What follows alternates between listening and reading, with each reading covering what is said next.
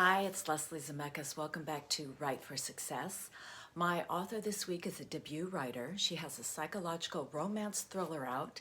It's called The Colors of Denial. I'm reading it on my Kindle. Goodreads says it's a phenomenal debut novel, so deep and so relatable. So here's Arti Manani with her writing tips for you. See you next week.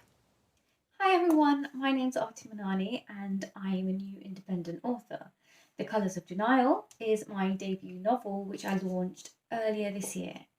It's a psychological thriller that touches on real life issues from anxiety and mental health to loss and acceptance.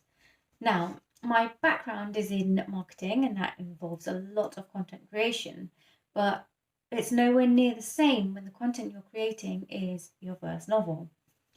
I've learnt a lot during the process and I'm going to share some of my top tips with you. So, number one, it's okay to hate your first draft. Remember, it's your first draft. I really hated mine when I first wrote it. It's completely different from the final outcome. So, it's okay to hate it, and it's actually a good thing when you can criticize your own work early on.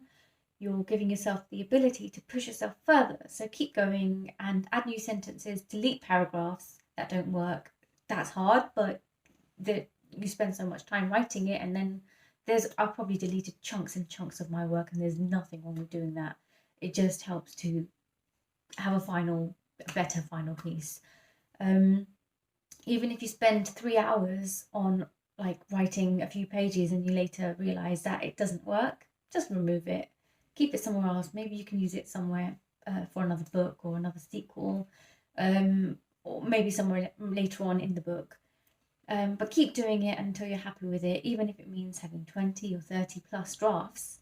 It's worth doing. My second tip would be research.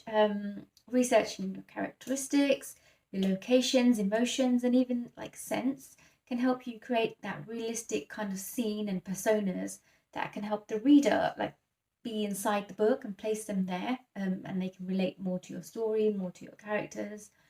Um, and my third tip would be speak to other authors and network.